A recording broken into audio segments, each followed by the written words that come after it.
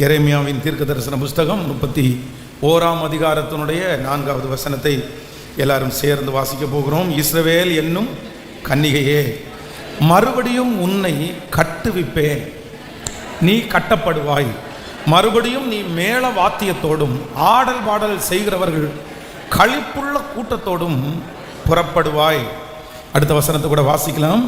மறுபடியும் சமாரியாவின் மலைகளிலே திராட்சை தோட்டங்களை நடுவாய்.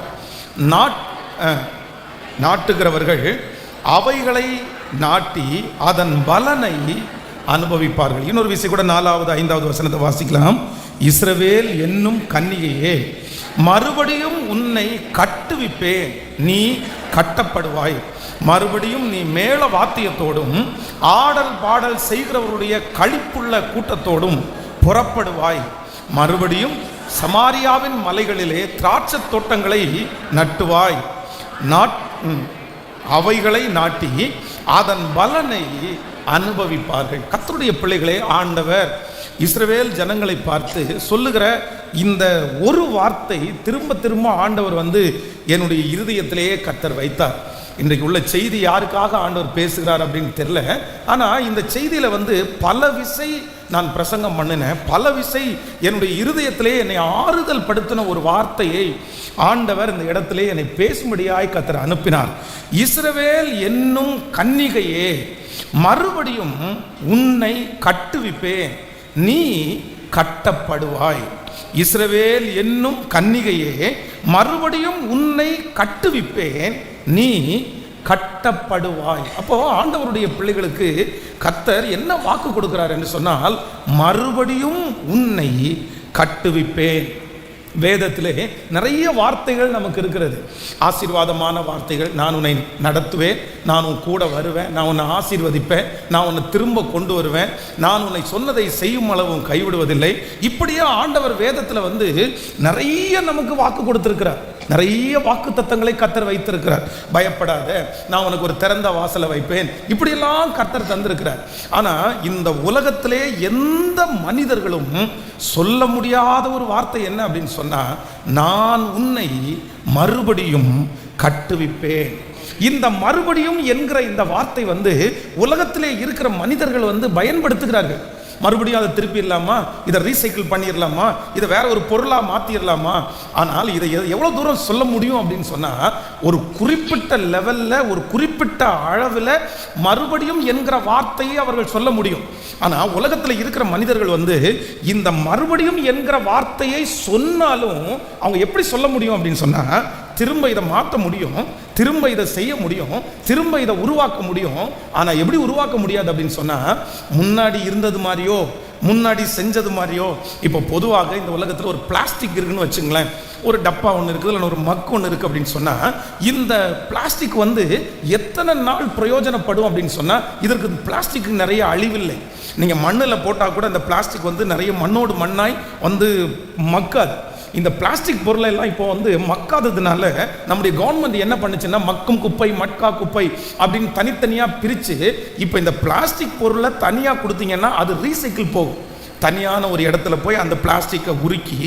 ஆனால் என்ன நடக்கும் அப்படின்னு சொன்னால், இதற்கு முன்பாக ஒரு காரியத்திற்காக உபயோகப்பட்டிருந்த அந்த பொருள் இனி ரீசைக்கிள் பண்ணும்போது அதை விட ஒரு மேலான இடத்திற்கு போகாது, உன்னதமான இடத்திற்கு போகாது.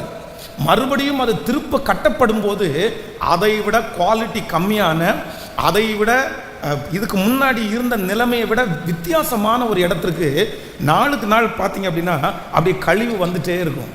ஆனால் ஆண்டவர் மட்டும் நமக்கு வாக்கு கொடுக்கிறாரு. நான் உன்னை மறுபடியும் என்று சொன்ன வார்த்தையை ஆண்டவர் சொல்லுகிறார். நான் விழுந்து போன தாவீதின் கூடாரத்தை திரும்ப எடுப்பித்து கட்டி அதனுடைய திறப்புகளெல்லாம் அடைச்சு நான் மறுபடியும் உன்னை உருவாக்கும் போது எப்படி நடக்கும் அப்படின்னு சொன்னால், ஒன்று, உங்களுக்கு இருந்த காயமே தெரியாதம்மா, நம்ம விழுந்து போன அந்த சூழ்நிலையே தெரியாதம்மா. இன்னொன்று, ஏற்கனவே இருந்ததை விட பல மடங்கு உயர்ந்த இடத்துல வைப்பதற்கு என் தேவனுக்கு லேசான காரியம். இன்று கர்த்தராகிய ஆண்டவர் வாக்கு கொடுக்கிறார், நான் மறுபடியும் உன்னை கட்டுவேன், மறுபடியும் உங்களுக்கு அந்த அதிசயம் நடக்கும். மறுபடியும் கர்த்தர் ஒரு திறந்த வாசலை உங்களுக்கு வைக்க போகிறார். மறுபடியும் ஒரு சந்தோஷ சத்தத்தை கர்த்தர் கேட்க பண்ணுவேன் என்று கர்த்தர் வாக்கு கொடுக்கிறார். மறுபடியும் உங்களுடைய குடும்பத்திலே ஒரு சமாதானத்தை கர்த்தர் தரப்போகிறார். மறுபடியும் கர்த்தர் உங்கள் தலைகளை கர்த்தர் உயர்த்த போகிறார். மறுபடியும் நீங்கள் அவமானப்பட்ட அந்த இடத்திலே சாட்சியாய் நீங்கள் நிற்க போகிறீர்கள். உங்கள் இடத்திலிருந்து எடுக்கப்பட்ட அந்த சரீர சுகம் மறுபடியும் உங்களுக்கு கிடைக்க போகிறது. நீங்கள் இழந்த அந்த காரியத்தை கர்த்தர் மறுபடியும் உங்களுக்கு கொடுக்க போகிறார். கர்த்தராகிய ஆண்டவர் இன்று வாக்கு கொடுக்கிறார், நான் மறுபடியும் உன்னை கட்டுவிப்பேன், மறுபடியும் உன்னை கட்டுவிப்பேன். அல்லேலூயா. அந்த மறுபடியும் என்கிற அந்த வார்த்தையை உங்களுடைய இருதயத்தில் நீங்க நினைக்கும் போதெல்லாம் உங்களுடைய இருதயம் ஒன்று மட்டும் சொல்லலாம், அந்த வார்த்தைக்கு இடமே இல்லை. அந்த வார்த்தை எப்படி நடக்கும்? அப்படி நடக்கிறதுக்கு வாய்ப்பே இல்லை. எப்படி மறுபடியும் என் வாழ்க்கை சீராகும்? இவ்வளோ தூரம் போனதுக்கு அப்புறம் இனி ஒன்று சேர முடியுமா? இவ்வளோ தூரம் போனதுக்கு பிறகு ஒரு சமாதானம் கடந்து வருமா? இத்தனை வயது தாண்டினதற்கு பிற்பாடு மறுபடியும் அந்த இடத்துல இருப்பேனா? ஆனால் ஆண்டவருடைய வார்த்தை கண்டிப்பாக பொய் சொல்லுவதே இல்லை. 40 ஆண்டுகள் தாண்டி மறுபடியும் மோசேயை கர்த்தர் நினைத்து அவனை ஒரு அதிகாரியாய் மாற்ற முடியுமானால், இந்த சத்தத்தை கேட்கிற உங்களுக்கு எத்தனை வருடங்கள் ஆனாலும் மறுபடியும் உங்களை தூக்கி நிறுத்துகிறதற்கு கர்த்தர் வல்லவர். ஆமென். ஒரு இளம் வயதிலே திருமணமான புதிதிலே சகரியா என்கிற தேவனுடைய பிள்ளையும் எலிசபெத் என்கிற ஒரு மகளும் குழந்தைக்காக ஜெபிக்கிறார்கள். காலதாமதமாகி கொண்டே இருக்கிறது. ஆனால் அந்த குழந்தைக்காக ஜெபம் பண்ணிட்டே இருக்கிறாங்க. ஆனால் அந்த குழந்தைக்காக ஜெபம் பண்ணி ஒரு காலகட்டத்தில் நம்ம 2 பேரும் ரொம்ப வயசாயிட்டோம், இனி நமக்கு எங்க குழந்தை பிறக்க போகுது, வேண்டாம், அந்த ஜெபத்தை அப்படியே நம்ம விட்டுருவோம், நம்மளுக்கு ஆண்டவர் என்னமோ இதை நமக்கு குறைவாய் தந்திருக்கிறார், சரி வேறதான் எல்லாத்தையும் நமக்கு தந்திருக்கிறாரு, நம்ம அதெல்லாம் பார்ப்போம்னு சொல்லி தாங்கள் ஜெபித்த ஜெபத்தையே மறந்தவர்கள் யார் அப்படின்னா சகரியாவும் எலிசபெத்தும். ஆனால் தங்களுடைய ஜெபத்தை மறந்தார்கள், தங்களுடைய ஜெபத்தை விட்டு விட்டார்கள். காரணம் என்னன்னா, மறுபடியும் எங்களுக்கு அப்படி நடக்கும் என்கிற நம்பிக்கை இல்லை. அப்படி இருந்த சகரியாவை கர்த்தர் தேவனுடைய ஆலயத்திலே கர்த்தர் சந்தித்து, கர்த்தர் ஒரு தீர்க்க தரிசனத்தை கொடுத்து, எலிசபெத்தை கர்த்தர் சந்தித்து, யோவான் என்கிற ஒரு பெரிய அப்போஸ்தலனை தீர்க்கதரிசியை கர்த்தர் கொடுத்தது உண்மையானால், நீங்கள் மறந்த ஜெபங்களுக்கு கூட மறுபடியும் உயிர் கொடுக்கிறதற்கு கர்த்தர் வல்லவராய் இருக்கிறார். இன்று கரங்களை தட்டி கொண்டிருக்கும் போதே ஆண்டவர் வாக்கு கொடுக்கிறார், மறுபடியும் உன் குடும்பத்தை நான் கட்டுவேன், மறுபடியும் உன்னுடைய பலத்தை நான் பலப்படுத்துவேன், மறுபடியும் என்கிற வார்த்தை உங்கள் திரும்ப திரும்ப உன்னை நோக்கி வந்து கொண்டிருக்கிறது. மறுபடியும் உன்னை நான் அலங்கரிப்பேன், மறுபடியும் உன்னை மகிமையினால் நான் இடை கட்டுவேன். கைகளை எல்லாரும் உயர்த்தி இந்த வார்த்தையை நாங்க நம்புறோம். ஆண்டவர் முழு பலத்தோட சொல்லுங்க, ஆண்டவரே நாங்க நம்புறோம். சொல்லுங்க அப்பா, மறுபடியும் நீர் எங்களை கட்டுகிறதற்காக உமக்கு ஸ்தோத்திரம். சொல்லுங்க, ஸ்தோத்திரம், ஸ்தோத்திரம், ஸ்தோத்திரம், ஸ்தோத்திரம், ஸ்தோத்திரம். எல்லாரும் முழு பலத்தோட இந்த செய்தி பேசிக்கொண்டு இருக்கும் போதே கர்த்தருடைய வல்லமை நம்மேல் கடந்து வந்து, ஸ்தோத்திரம் தகப்பனே, ஒரு அற்புதத்தை கர்த்தர் செய்வீராக. மறுபடியும் கட்டுகிற தேவன் இந்த வார்த்தையை உச்சரித்துக் கொண்டிருக்கும் போது, ஆமே, நீர் கட்டுகிறதற்காக ஸ்தோத்திரம். ஹalleluya. அவர் மறுபடியும் கட்டுகிற தேவன், மீண்டும் கட்டுகிற தேவன். அவர் வல்லமைக்கு முன்பாக ஒன்றும் நிற்பதில்லை. அவருடைய வல்லமைக்கு முன்பாக ஒன்றும் நிற்பதில்லை. ஹalleluya. ஆமென். நம்பிக்கையோடயே காத்திருங்கள், விசுவாசத்தோட இருங்கள். அவர் சொன்ன ஒரு வார்த்தையும் தரையிலே விழவே விழாது. இந்த வருடம் முடிகிறதுக்குள்ள ஆண்டவர் நம்மை மறுபடியும் கர்த்தர் கட்ட போகிறார். அந்த மறுபடியும் என்கிற வார்த்தை உங்களுடைய இருதயத்தில் ஆழமாய் பதியட்டும், உங்களுடைய வீடுகளுடைய நிலைக்கால்களிலே இருக்கட்டும். மறுபடியும் என்கிற அந்த வார்த்தையை சொல்லுகிறவர் கர்த்தர். அவர் கர்த்தர். வேதம் சொல்லுகிறது, எத்தனை விசை விழுந்தாலும், எத்தனை விசை தோற்று போனாலும் நம்மை ஜெயிக்க பண்ணுவதற்கு கர்த்தர் வல்லவராய் இருக்கிறார். ஒருவேளை உங்களுடைய இருதயத்தில் நீங்கள் சொல்லலாம், இனி கட்டப்படவே முடியாதோ, இனி கட்டப்படவே முடியாதோ.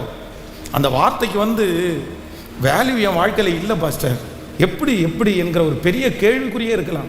மறுபடியுமா, மறுபடியுமா, மறுபடியுமா, நான் எத்தனை விசை தோற்றாச்சு, நான் எத்தனை விசை முயற்சி எடுத்து நான் விழுந்து விழுந்து போனேன். ஆனால் நான் நம்புகிறேன், கர்த்தர் சொன்ன வார்த்தை நிறைவேறும். உங்களை மறுபடியும் பரிசுத்தவான்களாய் ஆண்டவர் நிறுத்துவார். மறுபடியும் ஆண்டவர் நீங்கள் ஊழியம் செய்வதற்கு கர்த்தர் உங்களுக்கு இரக்கம் பாராட்டுவார். அவர் இஸ்ரவேலின் தேவன், ஒரு நாளும் அவர் தோற்றதே இல்லை. ஹல்லேலூயா. வேதத்தில் நான் நேற்றைக்கு இரவு இந்த ஆண்டவருடைய வார்த்தையை தியானித்து கொண்டிருக்கும் போது ஒரு 3 காரியம் அப்படின்னா, இந்த மறுபடியும் ஆண்டவர் வேதத்தில் பலரை கர்த்தர் கட்டியிருக்கிறார். பலருடைய வாழ்க்கையை ஆண்டவர் மீண்டும் மீண்டும் மீண்டும் கர்த்தர் கட்டியிருக்கிறார்.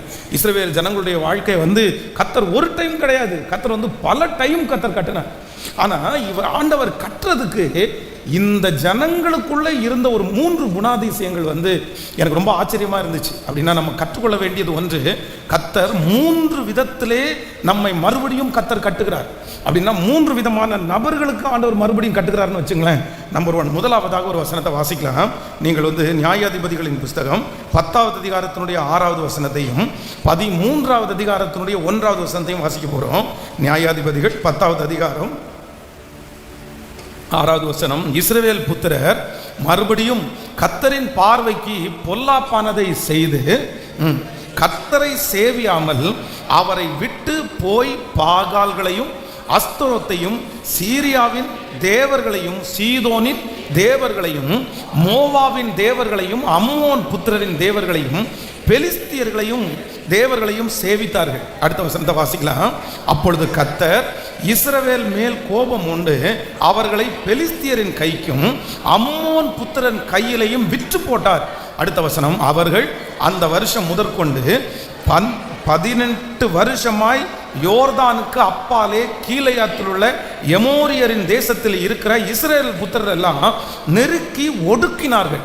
அம்மோன் புத்திரர் யூதாவின் மேலும் பென்யமின் மேலும் எப்ராயின் குடும்பத்தார் மேலும் யுத்தம் பண்ண யோர்தானை கடந்து வந்தார்கள். இஸ்ரவேலர் மிகவும் நெருக்கப்பட்டார்கள். அப்பொழுது இஸ்ரவேல் புத்திரர் கர்த்தரை நோக்கி முறையிட்டு, உமக்கு விரோதமாக பாவம் செய்தோம், நாங்கள் எங்கள் தேவனை விட்டு பாகால்களை சேவித்தோம் என்றார்கள். கர்த்தர் இஸ்ரவேல் புத்திரரை நோக்கி, எகிப்தியருக்கும் எமோரியருக்கும் அம்மோன் புத்திரருக்கும் பெலிஸ்தியருக்கும் சீதோனியருக்கும் அமலேக்கியருக்கும் மாகோனியருக்கும் உங்களை ஒடுக்கிற சமயங்களில் நீங்கள் என்னை நோக்கி முறையிட்ட போது நான் உங்களை அவர்கள் கைக்கு நீங்களாக்கி ரட்சிக்கவில்லையா? அப்படி இருந்தும் நீங்கள் என்னை விட்டு அந்நிய தேவர்களை சேவித்தீர்கள். ஆகையால் இனி உங்களை ரட்சியேன். நீங்கள் போய் உங்களுக்காக தெரிந்து கொண்ட தேவர்களை நோக்கி முறையிடுங்கள், அவைகள் உங்கள் ஆபத்தின் காலத்திலே உங்களை ரட்சிக்கட்டும் என்றார். இஸ்ரவேல் புத்திரர் கர்த்தரை நோக்கி, பாவம் செய்தோம், தேவரே உம்முடைய பார்வைக்கு நலமானதை எங்களுக்கு செய்யும், இன்றைக்கு மாத்திரம் எங்களை ரட்சித்தரலும் என்று சொல்லி அந்நிய தேவர்களை தங்கள் நடுவில் இருந்து விலக்கிவிட்டு கர்த்தருக்கு ஆராதனை செய்தார்கள். அப்பொழுது அவர் இஸ்ரவேலின் வருத்தத்தை பார்த்து மனது உருகினார். ஆமென். ஆண்டவருடைய பிள்ளைகளே, இந்த இடத்துல என்ன நடக்குது அப்படின்னு சொன்னா, இஸ்ரவேல் ஜனங்களை ஆண்டவர் மிகவும் நேசித்து கர்த்தர் அவர்களுக்கு செய்த அற்புதம் எல்லாம் ரொம்ப பெரிய அற்புதம். அவர்களை நிறைய ஒடுக்கினார்கள். இஸ்ரவேல் ஜனங்களை யார் ஒடுக்கினாலும் ஆண்டவர் அவர்களுடைய ஒடுக்குதலுக்கு இடம் கொடாமல் அவர்களை கர்த்தர் பெருக பண்ணி கொண்டே கர்த்தர் வந்தார். ஆனா ஒரு சமயத்தில் இவங்க என்ன பண்ணாங்க அப்படின்னு சொன்னா, ஆண்டவரை விட்டு பின்மாறி போய் அந்நிய தேவர்கள் வசமாய் அவர்கள் திரும்பினார்கள். கர்த்தரை விட்டுட்டாங்க, பரிசுத்தத்தை விட்டுட்டாங்க, தேவனை ஆராதிக்கிறத விட்டுட்டாங்க. உடனே ஆண்டவருடைய கோபத்துக்கு உள்ளாயிட்டாங்க. உடனே ஆண்டவர் என்ன பண்ணார்னா, அவர்களுக்கு கொடுத்தது எல்லாமே அவர்களை விட்டு போயிருச்சு. அவருடைய வீட்டை இழந்தார்கள், பிள்ளைகளை இழந்தார்கள், அவருடைய குடும்பத்தில் ஒரு பெரிய சமாதான குறை உண்டானது. ஆனா மறுபடியும் அவர்கள் என்ன பண்ணாங்கன்னா, கர்த்தரை தேடினார்கள். தேடின உடனே ஆண்டவர் என்ன பண்ணார்னா, யாரெல்லாம் அவர்களுக்கு விரோதமாய் வந்தார்களோ அவர்கள் அத்தனை பேருடைய கரத்திற்கும் ஆண்டவர் அவர்களை நீங்களாக்கினார். அதனாலதான் இந்த இடத்துல சொல்றாரு, இவங்க கையிலிருந்து உங்களை விடுதலை ஆக்குனேன், இவங்க கையிலிருந்து உங்களை விடுதலை ஆக்குனேன், இந்த இடத்திலிருந்து உன்னை தூக்கி எடுத்தேன். ஆனா இவ்வளவு இடத்திலிருந்து உன்னை தூக்கி எடுத்தோம், நீ என்ன பண்ணல? நீ என்ன சேவிக்கல, நீ என்ன தேடி வரல, நீ எனக்கு விரோதமாய் தவறு பண்ணினாய். அதனால நான் இப்ப என்ன பண்ணுவேன் அப்படின்னு சொன்னா, இனி உங்களை தூக்கி சொல்லுங்களேன், இனி உங்களை தூக்கி எடுக்க மாட்டேன், இனி உங்களை விடுவிக்க மாட்டேன், இனி உங்களை நான் கைவிட்டேன், நான் மறுபடியும் உங்களுக்கு அந்த சந்தோஷத்தை கொடுக்க முடியாதுன்னு ஆண்டவர் ஆணித்தரமாய் ஒரு வார்த்தை சொல்லுகிறார். சொன்ன அந்த வார்த்தையை கேட்டுட்டு அந்த ஜனங்கள் எல்லாம் ஜெபிக்கிற ஜெபத்தை பாருங்க, ரொம்ப அழகா இருக்கும். இஸ்ரவேல் புத்திரர் கர்த்தரை நோக்கி பாவம் செய்தோம். 15வது வசனம், தேவரீர் உம்முடைய பார்வைக்கு நலமானதை எங்களுக்கு செய்யும். அப்படின்னா என்ன அர்த்தம் அப்படின்னு சொன்னா, நீர் கொடுக்கிற தண்டனையை வாங்குறதுக்கு நாங்க ரெடியா இருக்கிறோம். உம்முடைய பார்வைக்கு நலமானபடி எங்களுக்கு செய்யும். இன்றைக்கு மாத்திரம் எங்களை ரட்சித்தருளும் என்று சொல்லி, நம்மள மாதிரி தான் அவங்களும் போல. ஆமாம், நம்ம சொல்லும் தெரியும், இந்த ஒரு பிரச்சனையிலேருந்து மட்டும் காப்பாற்றி விடுங்க ஆண்டவரே, இந்த ஒரு இடத்துலேருந்து மட்டும் காப்பாற்றி விடுங்க ஆண்டவரே, நான் உயிருள்ள வரைக்கும் உங்களுக்கு சாட்சியாக வாழ்வேன், நான் அந்த பக்கம் இந்த பக்கம் திரும்ப மாட்டேன். இந்த மாதிரி இந்த சத்தியத்தை கேட்குற, இந்த சத்தத்தை கேட்குற நிறைய பேர் கூட எத்தனையோ டைமு இந்த ஒரு டைம் காப்பாற்றுங்க ஆண்டவரே, இந்த ஒரு டைம் காப்பாற்றுங்க ஆண்டவரே, இந்த ஒரு டைம் காப்பாற்றுங்க ஆண்டவரே. ஆனால் ஆண்டவர் என்ன பண்ணுறாரு தெரியுமா? ஒரு வசனத்துக்கு முன்னாடி நான் என்ன பண்ண மாட்டேன், நான் இறங்க மாட்டேன், நான் செய்ய மாட்டேன் அப்படின்னு சொன்ன ஆண்டவர் நம்ம ஆண்டவர் எவ்வளோ நல்லவர் பாருங்க. அந்நிய தேவர்களை தங்கள் நடுவில் இருந்து அவங்க என்ன பண்ணாங்களாமா? விலக்கினார்கள். கர்த்தருக்கு என்ன பண்ணாங்கன்னா ஆராதனை செய்தார்கள்.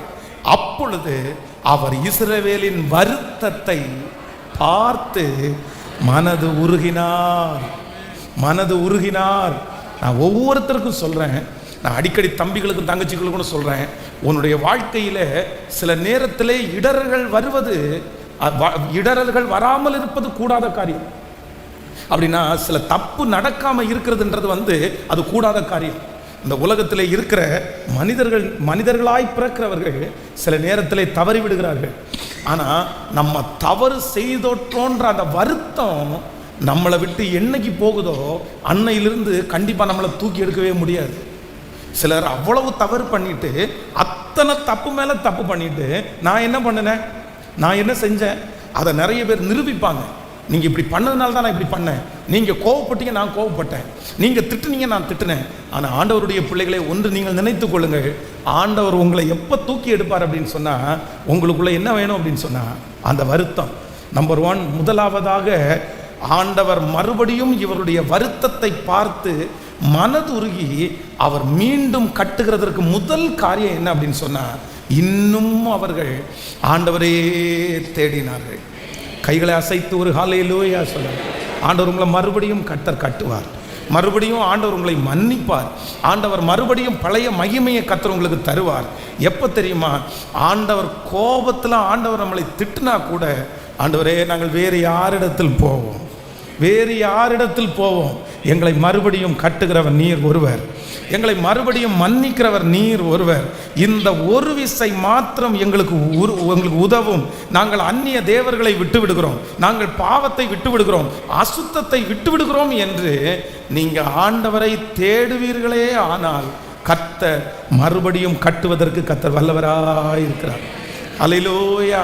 எத்தனை பேர் ஆமோதிக்கிறீர்கள்? தேவன் உங்க வாழ்க்கையை கட்டணும்னு நினைக்கிறீங்களா? ஆண்டவருடைய பிள்ளையை மறுபடியும் ஆண்டவர் உங்களை உயர்த்தணும்னு நினைக்கிறீங்களா? ஆண்டவருடைய பிள்ளைகளை, இது கர்த்தருடைய கோபம் தான் பாஸ்டர் நான் இப்படி இருக்கிறதுக்கு காரணம். ஆண்டவர் என்னை தண்டிக்கிறாருன்னு எனக்கு நல்லா தெரியுது பாஸ்டர். நான் ஒரு நாள் எவ்வளோ நல்லா இருந்தேன், ஆனால் இன்னைக்கு எனக்கு தெரியுது நான் ஆண்டவருக்கு முக்கியத்துவம் கொடுக்கல, நான் ஆண்டவரை முன்னாடி வைக்கல, நான் பேருக்காக தான் பைபிளை தூக்கிட்டு வந்தேன், நான் பேருக்காக தான் திருச்சபைக்கு போனேன். ஆண்டவருடைய பிள்ளைகளே, ஆண்டவருக்காக செய்கிறது, ஆண்டவருக்காக கொடுக்கிறது, ஆலயத்திற்கு போது அதை வச்சு அல்ல. எப்படி ஆண்டவர் விரும்புகிறார் அப்படின்னா, ஆண்டவருக்கு முன்பாக நீதியாய் வாழாத பட்சத்திலே சிலது நம்மை விட்டு எடுக்கப்படுகிறது. ஆனால் ஆண்டவர் மீண்டும் கட்டுவார், ஆண்டவர் மீண்டும் கர்த்தர் உங்களை பலப்படுத்துவார். எப்போ அப்படின்னு சொன்னால், ஆண்டவரே எங்களுடைய பொல்லாத வழிகளை விட்டு நான் மனம் திரும்பி உங்களிடத்தில் நான் திரும்பவும் வருவேன். ஹல்லேலூயா. திரும்பவும் நான் வருவேன். கைகளை உயர்த்தி சொல்லுங்க பார்க்கலாம், நான் மறுபடியும் உங்களிடத்தில் வருவேன். எல்லாரும் சொல்லுங்க, நான் மறுபடியும் உங்களிடத்தில் வருவேன். ஆமென்.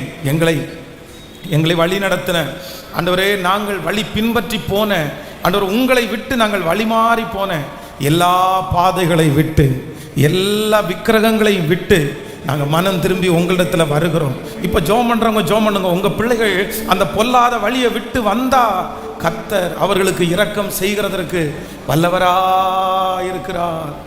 ஆமென். கவனிங்க, ஆண்டவருடைய பிள்ளைகளே, 2 விதமாய் நடக்கும். ஆண்டவர் நம்மை தண்டிக்கும் போது, ஆண்டவர் சிட்சிக்கும் போது 2 விதமான காரியம் நடக்கும். ஒன்று என்ன பண்ணுவாங்க அப்படின்னு சொன்னால், இன்னும் அதிகமான கடினமாய் மாறுவார்கள். சிலர் எப்படி மாறுவாங்கன்னா, இன்னும் லெகுவாய் மாறுவார்.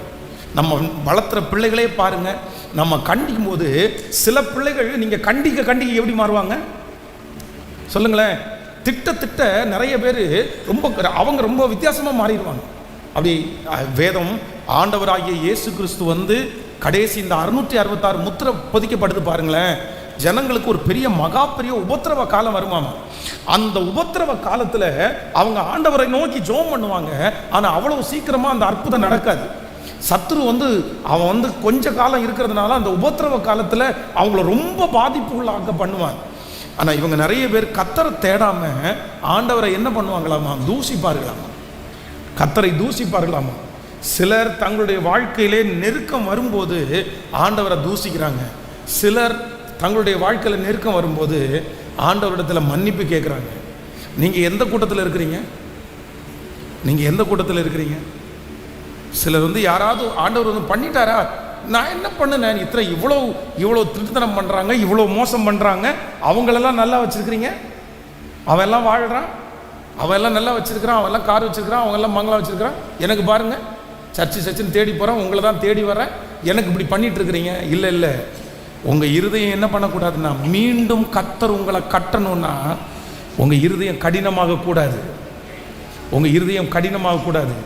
உங்கள் இருதயம் என்ன ஆகணும் அப்படின்னு சொன்னால், என்னை மீண்டும் கட்டுகிற தேவனிடத்தில் என் வாழ்க்கையை முழுவதுமாய் ஒப்பு கொடுக்கிறேன், என் பொல்லாத வழிகளை விட்டு நான் மனம் திரும்புகிறேன், என்னை முழுவதுமாக நான் தாழ்த்துகிறேன், என்னிடத்திலே இருக்கிற அசுத்தங்கள், என்னிடத்திலே இருக்கிற பலவீனங்கள் இப்பொழுது உங்களை விட்டு போகுமானால் உங்களை மறுபடியும் கட்டுகிறதற்கு தேவன் வல்லவர். இந்த வருடம் இந்த சத்தத்தை கேட்கிற நிறைய குடும்பங்களை கர்த்தர் மறுபடியும் கட்டப் போகிறார். உடைய பிஸ்னஸை கர்த்தர் மறுபடியும் கட்டப் போகிறது உறுதி. கர்த்தர் உங்களை வலதுபுறத்திலும் இடதுபுறத்திலும் இடம் கொண்டு பெருக பண்ணுகிறது உறுதி. கர்த்தரிடத்தில் ஒன்று சொல்லுங்கள், தேவனே, நாங்கள் உம்மை விட்டு கண்டிப்பாக நாங்கள் போக மாட்டோம், எங்களை மன்னிக்கிற தேவன் நீர் ஒருவர் மட்டுமே. நாங்கள் உம்மை தேடும் போது எங்களை மறுபடியும் கட்டுகிற தேவன். ஹல்லேலூயா. நம்பர் 2, இரண்டாவதாக ஒரு வசனத்தை நம்ம வாசிக்கலாமா? எல்லாரும் எடுத்துக்கொள்ளலாம். ஆதியாகமம் 42ஆம் அதிகாரத்தினுடைய 32வது வசனத்தை வாசிக்கலாம். ஆதியாகமம் 42ஆம் அதிகாரம் 32வது வசனம். ஆமென். வாசிக்கலாம். நாங்கள் 12 சகோதரர், ஒரு தகப்பன் புத்திரர், ஒருவன் காணாமற் போனான், இளையவன் இப்பொழுது கானான் தேசத்திலே எங்கள் தகப்பனிடத்தில் இருக்கிறார் என்றோம். அடுத்த வசனத்தை கூட வாசிக்கலாம். ஆமீன். அப்பொழுது தேசத்தின் அதிபதியானவன், நீங்கள் நிஜஸ்தர் என்பதை நான் அறியும்படிக்கு உங்கள் சகோதரில் ஒருவனை நீங்கள் என்னிடத்திலே விட்டு பஞ்சத்தினால் வருந்துகிற உங்கள் குடும்பத்திற்கு தானியம் கொண்டு போய் கொடுத்து உங்கள் இளைய சகோதரனை என்னிடத்தில் அழைத்து கொண்டு வாருங்கள், அதனாலே நீங்கள் வேவுக்காரர் அல்ல, நிஜஸ்தர் என்பதை நான் அறிந்து கொண்டு உங்கள் சகோதரனை விடுதலை செய்வேன். நீங்கள் இந்த தேசத்திலே வியாபாரம் பண்ணலாம் என்று சொன்னார்கள். அவர்கள் தங்கள் சாக்குகளுடைய தானியத்தை கொட்டுகையில் இதோ அவனவன் சாக்கிலே அவனவன் பண முடிப்பு இருந்தது. அந்த பண முடிப்புகளை அவர்களும் அவர்கள் தகப்பனும் கண்டு பயந்தார்கள். அவர்கள் தகப்பனாகிய யாக்கோபு அவர்களை நோக்கி, என்னை பிள்ளையற்றவனாக்குகிறீர்கள், யோசேப்பும் இல்லை, சிமியோனும் இல்லை, பென்யமீனையும் கொண்டு போக பார்க்கிறீர்கள், இதெல்லாம் எனக்கு விரோதமாய் நேரிடுகிறது என்றார். கவனிங்க, எல்லாரும் கவனிங்க. இங்கே இரண்டாவது என்ன அப்படின்னு சொன்னால், நம்பர் 1, முதலாவது ஆண்டவராகிய தேவன் இஸ்ரவேல் ஜனங்களை மறுபடியும் கட்டினார். அந்த மறுபடியும் கட்டுவதற்கு வாய்ப்பே இல்லை. ஆனால் ஆண்டவர் அவங்கள மறுபடியும் கட்டுறதுக்கு என்ன அவங்களுக்கு அந்த கீவேர்டு என்ன அப்படின்னா, அவர்கள் ஆண்டவரை என்ன பண்ணினாங்க அப்படின்னா, எல்லா பொல்லாத வழிகளை விட்டு கர்த்தரை தேடினார்கள். கர்த்தர் மறுபடியும் அவர்களை கட்டினார். கர்த்தரை தேடினார்கள், கர்த்தர் மறுபடியும் அவர்களை கட்டினார். கர்த்தருடைய பிள்ளைகளே, சென்னையில் திருவள்ளுவூர் அப்படின்ற ஒரு ஊர் இருக்குது. அந்த ஊரில் பார்த்தீங்க அப்படின்னா ஒரு நல்ல ஒரு போதகர், நிறைய புத்தகத்தை எல்லாம் அவர் எழுதியிருக்கிறார். ரொம்ப நல்ல ரைட்டர். அந்த கிராமத்தில் போய் ஆயிரக்கணக்கான ஆத்துமாக்களை ஆண்டவருக்குள்ள வழி நடத்தின ஒரு தேவனுடைய மனுஷன். அங்கே இருக்கிற நிறைய பேர் பிசாசு பிடினால வந்தார்கள். எல்லாருக்கும் ஆண்டவருடைய கிருபையில் விடுதலை கிடைச்சிருச்சு. அவருக்கு ஒரு மகன். அந்த மகன் எப்படி இருந்தார்னா ரொம்ப துஷ்டனாக இருந்தான். தன்னுடைய தகப்பனாருடைய வார்த்தைக்கு அவர் கீழ்ப்படியவே இல்லை. கீழ்ப்படியாமல் ரொம்ப மோசமான வழியில் போய் தன்னுடைய தகப்பனார் திடீர்னு சிக்காய் என்ன பண்ணிட்டாருன்னா பாஸ்டர் ஐயா அவங்க இறந்துட்டாங்க. இப்போது இந்த சர்ச்சில் கிட்டத்தட்ட அப்போவே பார்த்தீங்கன்னா 800 பேருக்கு மேலே இருக்கிறாங்க. நான் சொல்கிறது எப்போன்னா 2007 2007 ஆண்டு. அந்த ஆண்டில் அவர்களுடைய திருச்சபையில் 800க்கும் அதிகமான ஜனங்கள் இருக்கிறாங்க. இப்போ என்ன நடக்குதுன்னா அந்த ஊழியத்தில் அவங்க அப்பா இறந்த உடனே அந்த பாஸ்டர் அம்மா எதுவுமே பேச முடியல. அவங்க அப்படியே சைலண்ட் ஆகிட்டாங்க. சர்ச்சில் இருக்கிற சில மூப்பர்கள் ஒரு சிலர் எழும்பி தன்னுடைய மனம் போன போக்கில் அந்த திருச்சபையை நடத்த ஆரம்பித்தாங்க. அவர்களுக்குள்ளேயே நிறைய பேருக்குள்ள சண்டை. நான் இன்னைக்கு பாடுறதா, நீ இன்னைக்கு பாடுறதா, உன் பிள்ளை இன்னைக்கு கீபோர்டு வாசிக்கிறதா, என் பிள்ளை இன்னைக்கு கீபோர்டு வாசிக்கிறதா, நான் பிரசங்கம் பண்ணுகிறதா, நான் அந்த குடும்பத்தெல்லாம் நான் பார்ப்பேன், இந்த குடும்பத்தெல்லாம் நீ பார்த்துக்கோ, இவங்க கணக்கு பார்க்கணும். ஒரே குழப்பமான ஒரு சூழ்நிலை. அப்போது யார் உட்காண்டிருக்கான்னா அந்த பாஸ்டருடைய மூத்த மகன் முன்னாடி உட்காண்டிருக்கிறார். அவர் தான் அந்த இடத்துல நிற்ப, நீ இந்த ஊழியத்தை செய்வேன்னு சொல்லி அவருடைய தகப்பனார் பல விஷயம் அவரிடத்துல சொன்னார். சொல்லும் போதெல்லாம் இந்த மகன் என்ன சொல்லுவார் அப்படின்னு சொன்னால், இந்த பாருங்க, இந்த ஊழியம் செய்யணும் அது இதுன்னு மட்டும் என்னை கூப்பிடாதீங்க. நீங்கள் என்ன கஷ்டப்பட்டீங்கன்னு எனக்கு தெரியும், நீங்கள் எவ்வளோ அவமானத்தை வாங்கினீங்கன்னு எனக்கு தெரியும். நான் இந்த மாதிரி ஊழியம் எல்லாம் பண்ண மாட்டேன். நான் படிப்பேன், படித்து முடிச்சுட்டு ஒரு நல்ல பிஸ்னஸ் பண்ணுவேன். உங்களுக்கு ஊழியத்தில் வேணால் நான் சப்போர்ட் பண்ணுறேன். நான் ஊழியத்துக்கு வருவேன்னு கனவுல கூட நினைக்காதீங்கன்னு அவங்க அப்பாவை பார்த்து அந்த பிள்ளை நடந்த சம்பவம் சவால் விட்டார். இப்போது சர்ச்சு பார்த்தீங்கன்னா இவர் ஆராதனை அட்டன் பண்ணிட்டு இருக்கிறாரு. எல்லாம் பார்த்தீங்கன்னா அப்படியே பயங்கரமான டிஸ்டர்பன்ஸு. அவங்க எல்லாம் நிற்கிறாங்க. என்ன பண்ணுறது, யார் நடத்துகிறா? பாதி பேர் சர்ச்சை விட்டு வேற போயிட்டாங்க. இந்த குழப்பமான சூழ்நிலையில் ஒரு நாள் அவங்க அம்மா கூப்பிட்டு சொல்கிறாங்க, இல்லைப்பா உன்னைதான் ஆண்டவர் இந்த இடத்துல நிறுத்தணும். அப்பா அடிக்கடி சொல்லுவார்ல, நீ இந்த மாதிரி நீ ஊழியக்காரனாக மாறணும்னு சொல்லுவார்ல. உடனே இந்த பையன் அவங்க அம்மாவை பார்த்து சொல்கிறான், எனக்கு நல்லா புரியுதம்மா, எனக்கு நல்லா புரியுதுமா, ஆனால் இனி எப்படி அப்பா இறக்கும் போதே நான் உள்ளே அப்பா உன்னை என்கரேஜ் பண்ணி நான் அப்படி வந்திருந்தேன்னா நான் சொல்லலாம். இன்றைக்கி எனக்கு பிரசங்கம் பண்ண தெரியாது, இன்றைக்கி எனக்கு பெருசாக பாட்டு பாட தெரியாது, இன்றைக்கி இந்த சர்ச்சை நடத்துகிற அளவுக்குள்ள வயசு கூட எனக்கு இல்லாத மாதிரி நான் ஃபீல் பண்ணுறேன். அதுவும் இத்தனை பேர் என்னை ஆக்குபை பண்ணிட்டாங்க. நான் போய் திரும்ப நின்னா எப்படி என்னை ஏற்றுக்குவாங்க? என் மேலே ஒரு பட்டத்தையே கட்டிட்டாங்க. நீ பொறுக்கி அப்படின்ற பட்டத்தை கட்டிட்டாங்க, நீ துன்மார்க்கன் அப்படின்ற பட்டத்தை கட்டிட்டாங்க. இனி என்னை யார் ஏற்றுக்குவா? என்னை மறுபடியும் கட்ட முடியாது மம்மி, எனக்கு வருத்தமாக தான் இருக்குது. உடனே அந்த அம்மா என்ன சொல்கிறாங்க அப்படின்னு சொன்னால், எப்பா யாராலையுமே முடியாது, ஆனால் யாரால் முடியும் அப்படின்னா உன் மேலே அழைப்பு இருப்புமே, ஆனால் கர்த்தரால் அது முடியும், கர்த்தரால் அது முடியும். நீ ஒன்றும் இது பண்ணாத, நீ ஜெபம் பண்ணு, ஆண்டவர் கண்டிப்பாக உனக்கு இரக்கம் செய்வார். அவர் உனக்கு கண்டிப்பாக இரக்கம் செய்யாமல் இருக்க மாட்டார். ஒரு நாள் அதிகாலையில் ஒரு 4:30 மணிக்கு அந்த பையன், இவனை சர்ச்சில் அங்கீகரிக்கவே இல்லை. அந்த மூப்பர்கள் எல்லாரும் அவனை ரொம்ப ஓரத்தில் வச்சுட்டாங்க. அவன்கிட்ட எதுவுமே டிஸ்கஸ் பண்ணலை. ஆனால் யாருமே இல்லாத ஒரு நேரத்தில் கரெக்டாக ஏர்லி மார்னிங் 4:30 4:30 மணிக்கு அந்த சர்ச்சில் இருக்கிற எல்லா ஸ்பீக்கரையும் ஆன் பண்ணி அவன் கொஞ்சம் அழகாக கீபோர்டு வாசிப்பான். அந்த கீபோர்டுக்கு மேலே கையை வச்சு சத்தமாக ஒரு வர்ஷிப் பண்ண ஆரம்பித்தான். அது ரொம்ப ரொம்ப அழகான ஒரு பாடல். என்ன இந்த இல்லை ஃப்ரெடி ஜோசப் ஐயா கூட அந்த பாட்டை பாடியிருப்பார். என் இன்ப துன்ப நேரம், என் இன்ப துன்ப நேரம் நானும் சேருவே. இந்த பாடலை இந்த கீபோர்டை வச்சு இந்த பாட்டை சத்தமாக பாடுறாரு. அது கிராமத்தில் இருக்கிற ஜனங்கள். இந்த ஜனங்கள் எல்லாரும் பார்த்தீங்கன்னா எப்போவுமே கிராமத்தில் ஆராதனை நடக்கிறதுக்கு முன்னாடி பாட்டு போட்டு விடுவாங்க, இது வழக்கம். உடனே இவங்க ஐயோ அது அவ்வளோக்குள்ள டைம் ஆச்சா, அதிகாலை ஜபம், சர்ச்சில் யாரும் அனௌன்ஸ் பண்ணவே இல்லையே, ஆனால் எப்படி அதிகாலை ஜபம் வச்சுருக்காங்கன்னு சொல்லி அத்தனை பேரும் ரெடி ஆகி 5 மணிக்கு சர்ச்சுக்கு வந்தால் 150 பேர் காலையில் வந்துட்டாங்க. 150 பேர் 150 பேர் காலையில் 5 மணிக்கு சர்வீஸ் வந்து இவர் பாடி இவர் பெருசாக நல்லா ட்ரெஸ் பண்ணவும் இல்லை. பார்த்தா 150 பேர் முன்னாடி உட்காந்துருக்குறாங்க. இவர் உடனே இந்த பாட்டை பாடி பாடி அழுது அழுது அழுது ஒரு மணி நேரம் 6 மணி வரைக்கும் இந்த பையன் அப்படியே ஆராதனை நடத்தும் போது ஜனங்களெல்லாம் அப்படியே ஆராதிக்கிறாங்க. ஆராதனை முடித்த உடனே அதில் இருக்கிற முக்கியமான கொஞ்சம் பேர் வந்து, இனி எங்களுக்கு பாஸ்டர் நீங்கள் தான், கர்த்தர் தான் உங்களை பாஸ்டராக வச்சிருக்கிறார், நாங்கள் வேற யாரையும் அனுமதிக்க மாட்டோம், அப்பா மேலே இருக்கிற அபிஷேகம் உங்கள் மேலே இருக்குது, நாங்கள் எல்லாத்தையும் மன்னிச்சிட்டோம், நாங்கள் எல்லாத்தையும் மறந்துட்டோம், நீங்கள் சின்ன வயசில் அறியாத வயசில் எதை வேணால் நீங்கள் பண்ணியிருப்பீங்க, அதெல்லாம் ஆண்டவரே உங்களை மன்னிக்கும் போது நாங்கள் என்ன ஏமாத்துறோம் அப்படின்னு சொல்லி இன்னைக்கு பார்த்தீங்கன்னா அவங்களுக்கு பிரான்ச் சர்ச் மட்டும் கிட்டத்தட்ட 27 சர்ச்சுக்கு பக்கத்தில் பிரான்ச் சர்ச் மட்டும். எவ்வளவு நல்ல தெய்வம் நம்முடைய தேவன், எவ்வளவு நல்ல தெய்வம் நம்முடைய தேவன். என் ஆண்டவரால் மீண்டும் கட்ட, சத்தமாக சொல்லுங்க, என் ஆண்டவரால் மீண்டும் கட்ட முடியும். சோர்ந்து போகாதீங்க.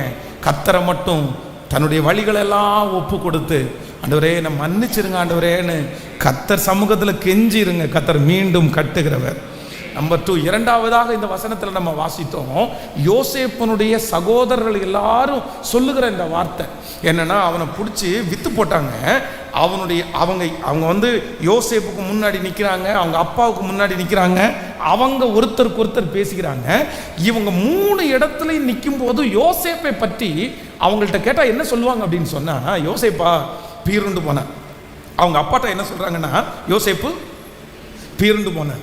அப்போது எகிப்திற்கு வந்ததுக்கு பிறகு என்ன சொல்கிறாங்கன்னா, யோசேப்பு காணாமல் போனான், யோசேப்பு காணாமல் போனான்.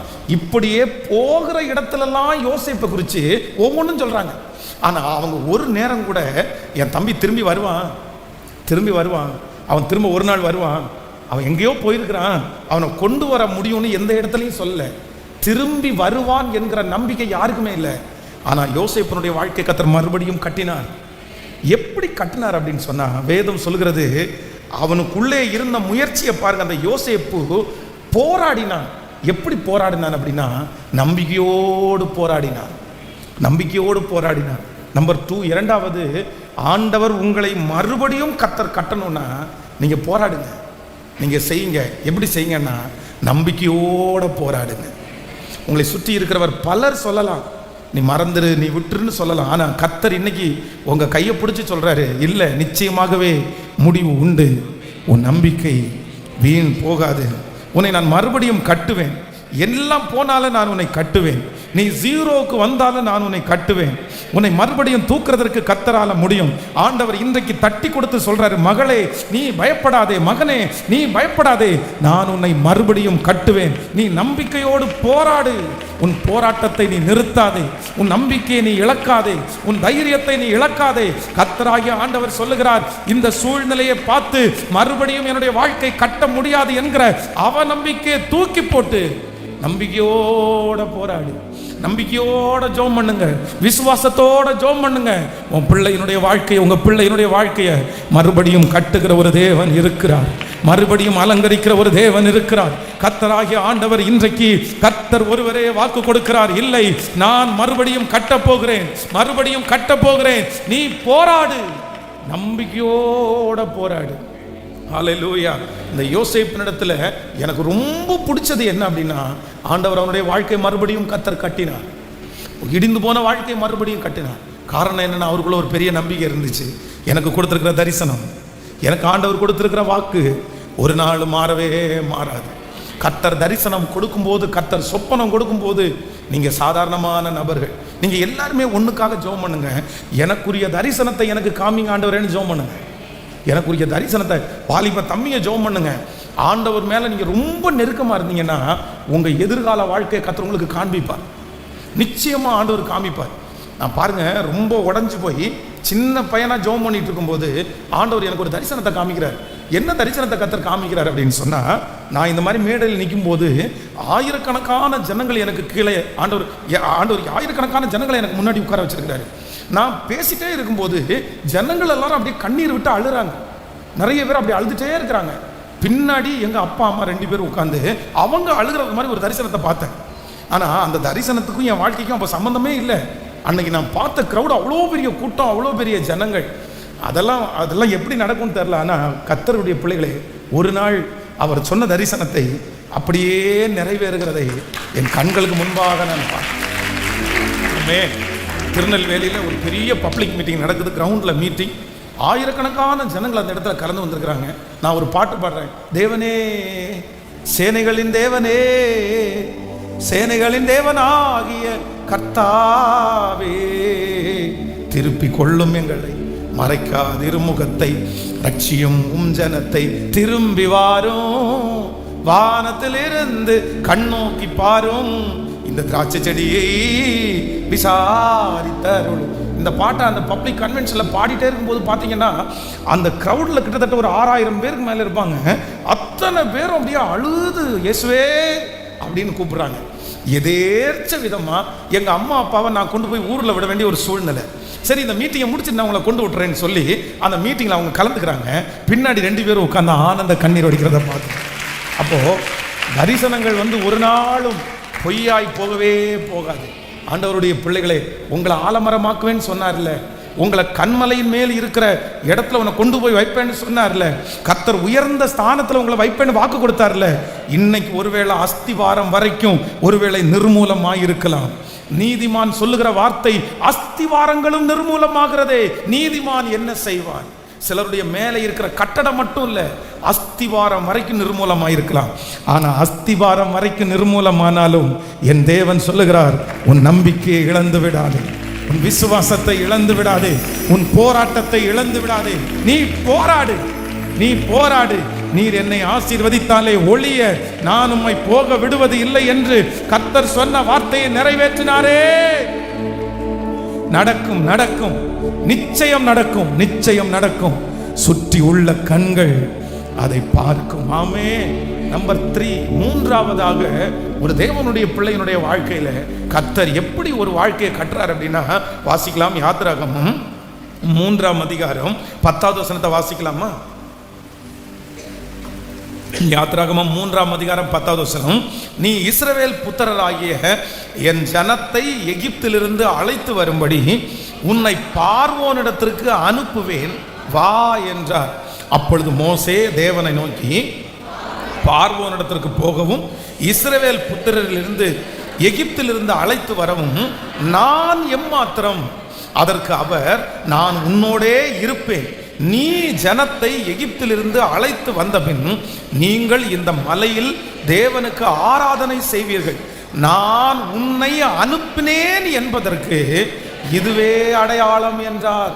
கவனிங்க ஆண்டவருடைய பிள்ளைகளே, மூன்றாவதாக இந்த இடத்துல யார் அப்படின்னு சொன்னா, மோசே குறித்து வேதம் சொல்கிறது, இவனுடைய வாழ்க்கையை மறுபடியும் அப்படின்ற வார்த்தையை இந்த மோசே மறந்துட்டார். ஏன்னா இவர் இருந்த பொசிஷன் வேற, இவர் சாப்பிட்ட சாப்பாடு வேற, இவருடைய சூழ்நிலை, இவர் இருந்த படித்தது, இவருடைய வித்தியாசமான ஒரு அனுபவத்தில் அவர் நடந்தார். ஆனால் இப்போ அவர் எப்படி இருக்கிறார் அப்படின்னு சொன்னால், எல்லாத்தையுமே இழந்துட்டார், எல்லாருமே மறந்துட்டாங்க. மறுபடியும் ஒரு விசை தன்னுடைய சொந்தக்காரங்களிடத்தில் போக முடியாது, பார்வோனுடைய வீட்டிற்கு போக முடியாது. அவ்வளோதான். ஒரு கிராமத்தில் செட்டில் ஆகிட்டாரு. அவங்க கையில் கொஞ்சம் ஆடு கொடுக்கப்பட்டது. அவ்வளோ பெரிய படிப்பு படித்த மனுஷன் இப்போ என்ன மேய்ச்சிட்டு இருக்கிறாரு? நீங்கள் நினச்சி பாருங்களேன். அவ்வளோ டிகிரி மேலே டிகிரி படித்து அவன் பார்வோனுடைய வீட்டில் இருக்கும்போது அத்தனை காரியத்தையும் கற்று தேர்ந்தவனாம அவன். அங்கே இருக்கிறதுலே பெரிய ஆளவன். ஆனால் இப்போ எல்லாம் போய் இப்போ எகிப்திற்கு எகிப்திலிருந்து இப்போ தன்னுடைய மாமனார் வீட்டில் எத்தனை வீட்டில் இருக்கிறாரு. 1 வருஷம் 2 வருஷம் இல்லை, எத்தனை வருஷம்? 40 வருஷமாக யாருமே அவனை தேடலை. அவனை பெத்த தாய் தேடலை, அவனை வளர்த்தின தாயும் தேடலை. யாருமே தேடாத ஒரு சரி அவ்வளோதான் அப்படின்ற ஒரு முடிவுக்கு வந்துட்டார். மீண்டும் இஸ்ரவேல் ஜனங்களுக்கு முன்பாக நான் ஒரு தலைவனாய் நின்று நான் அவங்கள வழிநடத்த முடியாதுன்ற ஒரு சூழ்நிலைக்கு தள்ளப்பட்டார். ஆனால் வேதம் ஆண்டவர் சொல்கிறார், இல்லை உன்னை நான் தெரிஞ்சுட்டேன், நீ வா போகலான்னு போது எனக்கு அந்த நம்பிக்கை இல்லைன்னு. எனக்கு எப்படி இந்த வாழ்க்கையை கட்ட முடியும்னு நினைக்கிறீங்க? அப்போ தான் ஆண்டவர் சொல்கிறாரு, நான் கட்டுவேன், நான் மறுபடியும் செய்வேன். ஆண்டவருடைய பிள்ளை, இந்த சத்தத்தை கேட்கிற உங்களுடைய வாழ்க்கையில் இந்த மறுபடியும் அப்படின்ற வார்த்தையை டாக்டர் சொல்ல முடியாது பாஸ்டர். இந்த மறுபடியும் அப்படின்ற வார்த்தை நான் படித்த எங்கள் சர்டிஃபிகேட் திரும்ப சொல்ல முடியாது பாஸ்டர். இந்த மறுபடியும் அப்படின்றத வார்த்தை வக்கீலோ கோர்ட்டோ யாருமே சொல்ல முடியாது பாஸ்டர். ஆனால் கர்த்தர் வாக்கு கொடுக்குறார். அந்த மறுபடியும் என்கிற வார்த்தையை உங்கள் வாழ்க்கையை பார்த்து யாருமே சொல்ல முடியாத ஒரு சிச்சுவேஷனில் நீங்கள் தள்ளப்பட்டாலும் யார் சொல்லுவா அப்படின்னா, யாரால் சொல்ல முடியும் அப்படின்னா, கர்த்தர் சொல்லுகிறார், என்னால் செய்ய முடியாத அதிசயமான காரியம் என்று ஒன்று உண்டோ? கர்த்தரால் செய்ய முடியாத அதிசயமான காரியம் என்று ஒன்று உண்டோ? கர்த்தர் வாக்கு கொடுக்கிறார், என்னால் மறுபடியும் வாழ்க்கையை கட்ட முடியும். கர்த்தரால் கட்ட முடியும். கர்த்தரால் கட்ட முடியும். நம்பர் 1, முதலாவது உங்களுடைய மனம் திரும்புதல் கட்ட முடியும். நம்பர் 2, ரெண்டாவது உங்களுடைய நம்பிக்கை கட்ட முடியும். நம்பர் 3, கர்த்தரே கட்ட முடியும். சொல்லுங்க பார்க்கலாம் எல்லாரும். நம்பர் 1, முதலாவதாக உங்களுடைய மனம் திரும்புதல் மறுபடியும் கட்ட. சொல்லுங்க எல்லாருமே, எல்லாம் சத்தமா ஒரு மறுபடியும் அப்படின்ற ஒரு 10 டைம் சொல்லலாமா? மறுபடியும் சொல்லுங்க எல்லாரும், சொல்லுங்க மறுபடியும், மறுபடியும், மறுபடியும். இந்த ஆண்டு மறுபடியும் என்கிற வார்த்தையை என் வாழ்க்கையிலே நிறைவேற்ற போகிறதற்காய் மறுபடியும் என் பிள்ளை இந்த சர்ச்சுக்கு வருவான். மறுபடியும் என் பிள்ளை பைபிளை தூக்குவான். மறுபடியும் என் பிள்ளை ஆண்டவருக்காக வாழ்வான். மறுபடியும் என் பிள்ளையினுடைய வாழ்க்கை கட்டப்படும். மறுபடியும் என்னுடைய வாழ்க்கை கட்டப்படும். மறுபடியும் நான் திரும்பவும் அந்த இடத்துல சாட்சியாய் நிற்பேன். மறுபடியும் நான் சுகத்தோடு நடமாடுவேன். மறுபடியும் என்னுடைய கையிலே கர்த்தர் அந்த ஆசீர்வாதத்தை கர்த்தர் தருவார். நான் இழந்த சகலவற்றையும் மறுபடியும் நான் பெற்று கொள்ளுவேன். எனக்கு மறுபடியும் அது வரும். நான் அந்த மறுபடியும் அந்த சந்தோஷம் எனக்கு வரும். மறுபடியும் அந்த வெள்ளத்தை கர்த்தர் எனக்கு தரப்போகிறார். மறுபடியும், மறுபடியும். நம்பர் 1, மறுபடியும் என்கிற வார்த்தை எப்போ நடக்கும் அப்படின்னு சொன்னா, ஒன்று நான் மனம் திரும்போதும் மறுபடியும். நம்பர் 2, ரெண்டாவது நான் நம்பிக்கையோடு நான் பிரயாணம் பண்ணும்போது மறுபடியும் என்கிற வார்த்தை நடக்கும். நம்பர் 3, மறுபடியும் என்கிற வார்த்தை என் தேவன் சொல்ல வல்லவராக இருக்கிறார். அவர் மறுபடியும் என்கிற ஒரு வார்த்தையை உச்சரிப்பாரே, ஆனால் கர்த்தரால் ஆகாத காரியம் என்று ஒன்று உண்டோ? வேதம் சொல்லுகிறது, தேவனால் எல்லாம் கூடும். சொல்லுங்கள், கர்த்தரால் எல்லாம் கூடும். மறுபடியும் கருத்தரிக்கிறதற்கு கர்த்தரால் கூடும். மறுபடியும் அந்த கடனிலிருந்து வெளியே வருவதற்கு கர்த்தரால் கூடும். மறுபடியும் அந்த தொழிலை கையிலே கொடுப்பதற்கு கர்த்தரால் கூடும். ஆமென், ஆமென், ஹல்லேலூயா. மரித்து போன பிள்ளையினுடைய சடலத்தை பாடையில வச்சு தூக்கிட்டு போறாங்க. அப்ப எல்லாரும் அழுதுட்டே போறாங்க. ஆனா ஆண்டவர் ஒரே ஒருத்தர் மட்டும்தான் மறுபடியும் அவனால ஜீவனை கொடுக்க முடியும். கர்த்தர் ஜீவனை கொடுக்கிறதுக்கு வல்லவராக இருந்தார். 32 வருடம் வியாதியாக இருந்த ஒரு மனுஷனுக்கு மறுபடியும் என்கிற வார்த்தை அவனுடைய வாழ்க்கையில் சொல்லவே முடியாது.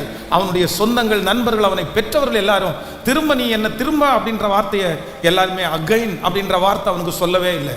இன்னொரு டைம் நான் அவனுக்கு முயற்சி எடுக்கிறேன்னு சொல்றதுக்கு ஒருத்தர் கூட முன்னாடி வரல. அதுதான் அந்த மனுஷன் சொல்கிறான், என்னை கொண்டு போய் விடுவதற்கு ஒருவரும் இல்லை. அகைன் என் வாழ்க்கையில் முயற்சி எடுக்கிறது யாரும் இல்லை. ஏன்னா எல்லாருமே முயற்சி எடுத்து தோற்று போயிட்டாங்க. ஆனால் வேதம் சொல்லுது, என் ஆண்டவர் மட்டும் 32 வருடம் அந்த 32 வருடம் வியாதியாக இருந்த அந்த மனுஷனுக்கு மறுபடியும் என்கிற ஒரு வார்த்தையை கர்த்தர் கொடுத்து அவனை உயிர்ப்பிக்கிறதற்கு கர்த்தர் வல்லவராக இருந்தார். ஆமென். எல்லாரும் அப்படியே சொல்லிக்கொண்டே எழுமி நிற்கலாம். மறுபடியும் நான் உன்னை கட்டுவிப்பேன், நீ கட்டப்படுவாய். மறுபடியும் நான் உன்னை கட்டுவிப்பேன், நீ கட்டப்படுவாய். மறுபடியும் நீ மேள வாத்தியத்தோடும் ஆடல் பாடவர்கள் செய்கிறவர்களின் களிப்புள்ள கூட்டத்தோடும் புறப்படுவாய். மறுபடியும் சமாரியாவின் மலைகளிலே திராட்சை தோட்டங்களை நடுவாய். நடுகிறவர்கள் அவைகளை நாட்டி அதன் பலனை அனுபவிப்பார்கள். ஆமென். சொல்லுங்கள் எல்லாரும், இஸ்ரவேல் என்னும் கன்னிகையே, மறுபடியும் உன்னை கட்டுவிப்பேன், நீ கட்டப்படுவாய். அந்த இடத்துல நம்முடைய பேரை சொல்லலாமா? அந்த இடத்துல நம்முடைய பேரை சொல்ல. யாரு மறுபடியும் கட்ட முடியும்? கட்டவே முடியாது பாஸ்டர் அப்படின்னு சொல்றாங்களோ எல்லாரும் இந்த வார்த்தையை அறிக்கை செய்யுங்க. இது தீர்க்க தரிசனமான வார்த்தை. இது தீர்க்க தரிசனமான வார்த்தை.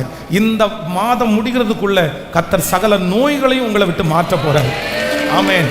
இந்த மாதம் முடிகிறதுக்குள்ள கர்த்தர் மறுபடியும் ஒரு கையளவு மேகத்தை கர்த்தர் உங்களுக்கு காண்பிக்க போறாரு. ஹல்லேலூயா. மறுபடியும் என்கிற வார்த்தை இருக்கு அகைன் அந்த வார்த்தை இருக்குது. எது வரைக்கும் அப்படின்னு சொன்னா, என் ஜீவன் கர்த்தரிடத்திலே இருக்கிற வரைக்கும் மறுபடியும் என்கிற வார்த்தை இருக்கிறது. நீதிமானுடைய சன்னதி அப்பத்துண்டுக்கு இறந்து தெரிந்ததை என் கண்கள் கண்டது இல்லை என்று தேவ மனுஷன் சொல்லுகிறார். ஹல்லேலூயா. ஆண்டவரே, எனக்கு ஒண்ணுமே தெரியல ஆண்டவரே, ஒண்ணுமே புரியல ஆண்டவரே, ஒண்ணுமே புரியல ஆண்டவரே. மறுபடியும் அப்படின்ற வார்த்தை, ஒருவேளை மறுபடியும் என் பிள்ளை சரிப்படும், மறுபடியும் நடக்கும். ஆனா எப்படி ஆண்டவரே, பழையது போல நடக்குமா? அதை நான் திரும்பி பார்ப்பேனா? நான் மறுபடியும் என்னுடைய ஆவிக்குரிய வாழ்க்கை கட்டப்படுமா? மறுபடியும் நான் உங்களை நெருங்குவேனா? நான் வேற ஒன்றும் கேட்கல. மறுபடியும் எனக்கு பணம் வேணும், எனக்கு சொத்து வேணும்னு கேட்கல. மறுபடியும் இந்த பைபிளை நான் நேசிக்க ஆரம்பிப்பேனா? மறுபடியும் பழையது மாதிரி நான் ஜெபம் பண்ணுவேனா? மறுபடியும் நீர் எனக்கு தரிசனத்தினால சொப்பனத்தினால பேசுவீரா? நான் மிஸ் பண்ணுறது ஒன்றே ஒன்று, அது மட்டும்தான் ஆண்டவரே. மறுபடியும் என்னை ஜெபிக்க வைங்க ஆண்டவரே. மறுபடியும் என்னை ஊழியம் செய்ய வைங்க ஆண்டவரே. மறுபடியும் உங்களை உண்மையாக ஆராதிக்க வைங்க ஆண்டவரே. இந்த சத்தத்தை கேட்குற ஏதோ ஒரு நபர், பாஸ்டர் நீங்கள் மறுபடியும்னு சொல்லும்போது நான் ஒன்றுமே நினைக்கல பாஸ்டர், இதை ஒன்று மட்டும்தான் நான் நினைக்கிறேன். இதை ஒன்று மட்டும்தான் பாஸ்டர் நான் நினைக்கிறேன். நான் மறுபடியும் ஏசப்பாட்ட பழையது மாதிரி நான் பேசணும் பாஸ்டர். நான் ரொம்ப ஆண்டவரை நெருங்கணும் பாஸ்டர். நான் ஆண்டவருடைய முகத்தை நோக்கி பார்க்கணும் பாஸ்டர். எனக்கு வேற ஒன்றுமே வேண்டாம் பாஸ்டர். மறுபடியும் சந்தோஷத்தோடு சர்ச்சுக்கு வரணும் பாஸ்டர். ஆனால் ஆண்டவர் சொல்லுகிறார், இஸ்ரவேல் என்னும் கன்னிகையே, மறுபடியும் நான் உன்னை கட்டுவிப்பேன், நீ கட்டப்படுவாய். மறுபடியும் நீ மேல வாத்தியத்தோடும் ஆடல் பாடல் செய்கிறவருடைய களிப்புள்ள கூட்டத்தோடும் நீ புறப்படுவாய். மறுபடியும் சமாரியாவின் மலைகளிலே திராட்சை தோட்டங்களை நடுவாய். நடுகிறவர்கள் அவைகளை நாட்டி அதன் பலனை அனுபவிப்பார்கள். ஹalleluya. மறுபடியும் கர்த்தர் கட்ட போற. நீங்க உங்களுக்கு முடிஞ்சா வந்து உங்களுடைய பைபிள்ல இருக்கிற அந்த மேல் அட்டையில வந்து மறுபடியும்ன்ற வார்த்தை, இந்த வசனத்தை எழுதி வைங்க. இந்த வசனத்தை எழுதி வைங்க. வசனத்துல எவ்வளவு அழகா ஆண்டவர் சொல்றாரு. இஸ்ரவேல் ஜனங்களை பார்த்து ஆண்டவர் என்ன சொல்றாரு? உன் மேல எனக்கு கோபம் இருக்குப்பா, உனக்கு செய்ய மாட்டேன், உனக்கு நான் எத்தனையோ செஞ்சேன். அப்படியே லிஸ்ட் போடுறாரு பாருங்க, உங்களுக்கு என்னென்ன செஞ்சேன், யாருடைய கையில இருந்தெல்லாம் உங்களை விடுதலை ஆக்கல. ஆனா நீங்க அவங்க கையில எப்படி மாட்டுனீங்கன்னா, நீங்க ஒவ்வொரு டைமும் பிரச்சனை பண்ணுவீங்க, நான் ஒவ்வொரு டைமும் உங்களை என்ன பண்ணுவேன், உன்னை விடுதலை ஆக்குவேன். இந்த இங்க பிரச்சனை பண்ணீங்க, இவங்க கையில ஒப்பு கொடுத்தேன், அங்க விடுதலை ஆக்குனேன். இப்படியே லைனா சொல்லிட்டு வர்றாரு. ஆனா கடைசியில ரொம்ப கோபமாய் என்ன சொல்றாருன்னா, நான் இனி மறுபடியும் உன்னை என்ன பண்ண மாட்டேன், திரும்பி கொண்டே வர மாட்டேன் அப்படின்னு சொல்லிட்டு கிளம்பிட்டாரு. கிளம்புன உடனே இவங்க உட்காந்து அப்படியே நொந்து போய், ஆண்டவரே பரவாயில்ல, நீங்க எனக்கு எல்லாத்தையும் செய்யணும்னு நினைக்கல, இந்த ஒரு டைம் மட்டும், இந்த ஒரு டைம் எனக்கு ரொம்ப ஆச்சரியமா இருந்துச்சு. அந்த வசனம் முடியும் போது வேதம் சொல்கிறது, அவர் மனது உருகினார். சரி, எவ்வளவு நல்ல ஆண்டவர் இல்லை சிஸ்டர்? உங்களுக்காக மனது உருகாம இருப்பாரா? இந்த உலகத்தில் இருக்கிற அத்தனை பேரும் உங்க மேல மனது உருகலைனாலும் உங்க மேல மனது உருகிறதுக்கு ஒருத்தர் இருக்கிறார். மனது உருகிற ஒருத்தர் இருக்கிறார். சிறைச்சாலையில் இருக்கிற நிறைய கைதிகள் ரசிக்கப்படுறாங்க. ஏன் நினைக்கிறீங்க? சிறைச்சாலையில் இருக்கிற கைதிகளை நிறைய பேர் நம்ப மாட்டாரு. நீ என்ன பண்ணாலும் இப்படி தான்ப்பா செய்வ, உன் கேரக்டர் தான்ப்பா. ஆனால் சிறைச்சாலையில் இருக்கிற ஒருத்தர் ரட்சிக்கப்படுகிறார் அப்படின்னா அவரை யார் நம்புறா அப்படின்னு சொன்னா, அந்த சிறைச்சாலைக்குள்ளே இருந்துட்டு இன்னொரு வாய்ப்புன்னு ஒன்று நீங்கள் கொடுத்தீங்கன்னா, உமக்காக வாழ்வ ஆண்டவரேன்னு சொல்கிற அந்த ஒரு வார்த்தையை நம்பி அவனை ரட்சித்து விடுதலை ஆக்கிற என் தேவனாகிய கர்த்தர். அந்நிய தேவர்களை தங்கள் நடுவிலிருந்து விலக்கிவிட்டு கர்த்தருக்கு ஆராதனை செய்தார்கள். அப்பொழுது அவர் இஸ்ரவேலின் வருத்தத்தை பார்த்து மனது உருகினார். நன்றி அப்பா, நன்றி அப்பா. நீர் சொன்ன இந்த வார்த்தையை ஒவ்வொருத்தருடைய தலையின் மேல், பிள்ளைகளுடைய தலையின் மேல் ஆம் என்றும் ஆமேன் என்றும் இந்த சத்தம் யாருடைய காதுகள் எல்லாம் தொனிக்கிறதோ அங்கெல்லாம் இந்த வார்த்தையினுடைய வல்லமை புறப்பட்டு போகட்டும் அப்பா. உங்க வருகை தாமதிச்சா இந்த வருஷம் முடிகிறதுக்குள்ள எங்க பிள்ளைங்க சாட்சி சொல்லணும், ஆண்டவர் இடிந்து போன அலங்கத்தை மறுபடியும் கட்டினார், என் குடும்பத்தை மறுபடியும் கட்டினார், மறுபடியும் என்ன ஒரு குழந்தை பாக்கியத்துக்கு நினைச்சார், மறுபடியும் எனக்கு தான் கத்திருந்த வார்த்தையை நிறைவேற்ற. இந்த வாரம் திருமண நாள் காண்கிற, பிறந்த நாள் காண்கிற உடைய பிள்ளைகளை ஆசீர்வதிக்கிறேன். இந்த ஊழியத்தை தாங்குகிற, கொடுக்கிற, தசம பாகத்துல உண்மையா இருக்கிற உடைய பிள்ளைகளை ஆசீர்வதிக்கிற ஆண்டவரே. உங்க பிள்ளைகள் பெருகுவார்கள் ஆக ராஜா. எங்க திருச்சபையில பலவீனமாய் இருக்கிற ஒவ்வொரு பிள்ளைகளையும் கர்த்தர் இப்பொழுது தொட்டு நீர் சுகப்படுத்துவீராக. பிரதர் சவுந்தரராஜ் அவர்களுக்கு பரிபூர்ணமான சுகத்தை கர்த்தர் கட்டளையிடுவீராக ராஜா. பெரிய அற்புதத்தை செய்யும். இயேசுவின் மூலம் ஜெபம் எடுக்கிறோம் நல்ல பிதாவே, ஆமென்.